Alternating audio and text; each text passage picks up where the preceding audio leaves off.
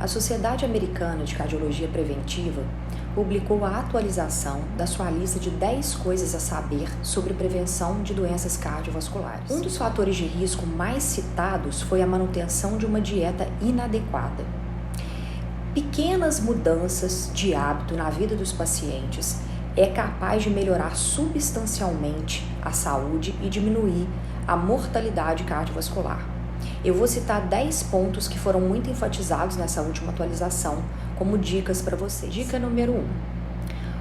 Os tratamentos nutricionais mais eficazes para a prevenção de doença cardiovascular, eles têm que ser baseados em evidências, ter uma qualidade nutricional, ter uma quantidade calórica suficiente e ser sustentável, ser possível do paciente manter a longo prazo. Isso deve levar em consideração disponibilidade de alimento, custo, condição sociocultural, dentre outras coisas. Sobre as gorduras. As gorduras trans e saturadas, elas são altamente heterogênicas, estão fortemente associadas ao aumento do risco cardiovascular. Além de aumentar o LDL e o colesterol, elas são pró-inflamatórias e elas causam disfunção endotelial. O endotélio é a camada interna da parede das artérias, onde as moléculas de LDL e colesterol se oxidam, penetram e formam as placas de ateroma obstrutivas. Essas gorduras trans e saturadas, elas devem ser substituídas por gorduras poliinsaturadas e monoinsaturadas. Onde a gente mais encontra gordura trans são nos bolos industrializados, nos pães doces, nos biscoitos doces e salgados industrializados, pipoca de micro-ondas, sorvete, margarina. Então, esses alimentos devem ser substituídos por alimentos saudáveis, não industrializados, que são ricos em gorduras boas. Dica número 3, sobre os carboidratos. Os carboidratos ultraprocessados, as farinhas refinadas em geral, devem ser substituídas por carboidratos complexos, farinhas e os cereais integrais, frutas, legumes, verduras. Isso porque os carboidratos ultraprocessados, eles promovem aumento de peso, causam hiperglicemia pós-prandial, hiperinsulinemia, hipertrigliceridemia, inflamação sistêmica, disfunção endotelial, hiperatividade do sistema nervoso simpático e hipercoagulação. E tudo isso aumenta substancialmente o risco cardiovascular. Sobre as dietas que têm mais evidência científica em redução de doença cardiovascular, a gente tem a dieta do Mediterrâneo e a dieta DASH. Ambas essas dietas, elas estimulam fortemente o consumo de frutas, verduras, legumes, laticínios magros, carnes magras, peixe, frango, cereais integrais, fibras, oleaginosas, leguminosas. Quinta dica. Mais 2 dietas que são baseadas em evidências científicas. A dieta vegetariana e a dieta Ornish. Ambas substituem a proteína animal pela proteína vegetal. A dieta Ornish tem uma restrição de gorduras muito importante. O problema dessas dietas é que muitas vezes os pacientes vegetarianos substituem proteínas por frituras, por carboidrato refinado, doces, e aí isso aumenta o risco cardiovascular. Mas desde que essas dietas priorizem alimentos naturais, cereais integrais, frutas, verduras, legumes, proteínas de origem vegetal, há uma redução pequena de mortalidade e risco em relação à dieta tradicional com consumo de proteína animal. Sexta dica, sobre a dieta cetogênica.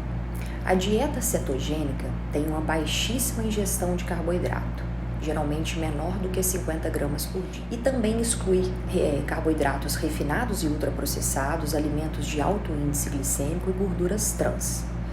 Ela pode ser benéfica com uma perda de peso rápida e também ela diminui os níveis pós-prandiais de glicemia, de insulina, de triglicerídeos, de pressão arterial, ela aumenta os níveis de HDL e colesterol, mas tem que se ficar muito atento com o tipo de gordura que vai ser consumida durante uma dieta cetogênica.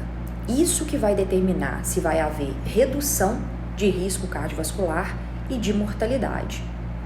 É um tipo de estratégia que pode ser benéfica e bem aplicada individualmente para cada paciente.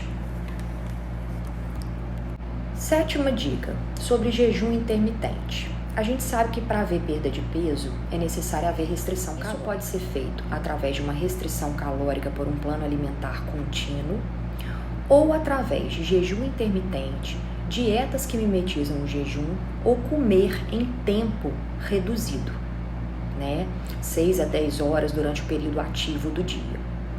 Essas estratégias, elas devem ser aplicadas em pacientes que, após avaliação, se identifica que poderiam se beneficiar desse tipo de estratégia. Elas são muito interessantes, promovem perda de peso rápida e melhoram todos os dados metabólicos relacionados à doença cardiovascular. Melhora a sensibilidade à insulina, melhora a pressão arterial, melhora o processo inflamatório, melhora o perfil lipídico. Mas é importante enfatizar que elas não são superiores a uma dieta com restrição calórica contínua em relação à perda de peso. Oitava dica: suplementação de vitaminas e minerais. Na ausência de deficiência, suplementar vitaminas e minerais não reduz o risco cardiovascular. Por outro lado, uma dieta rica em nutrientes, de alta qualidade nutricional, reduz mortalidade, melhora o estado de saúde e o risco cardiovascular. Nona dica, ômega 3. O ômega 3, ele é importante para várias situações clínicas, mas e em relação ao risco cardiovascular? Um estudo em 2018, que foi o Reduce It, que mostrou que a suplementação de ômega 3, ela sim pode ser benéfica na redução de risco cardiovascular, reduziu eventos de infarto, AVC, reduziu placas de ateroma na parede das artérias. Porém, nesse estudo, o ômega utilizado era um EPA purificado. E no Brasil, a gente só tem a mistura de EPA com DHA nas cápsulas de ômega 3.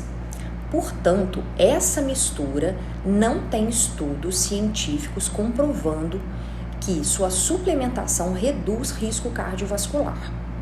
Mas é importante enfatizar que pode ser benéfico em diversas situações clínicas e inclusive reduz importantemente triglicerídeos, sendo uma recomendação da Diretriz Brasileira de Cardiologia de se utilizar nessas situações.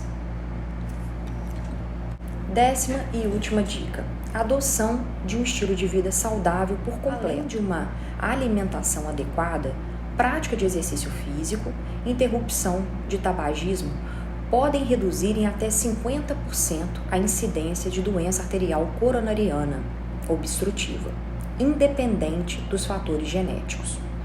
É muito importante se dizer que no consultório médico a gente vai fazer as orientações gerais, mas que o plano alimentar ele deve ser prescrito por um nutricionista especializado.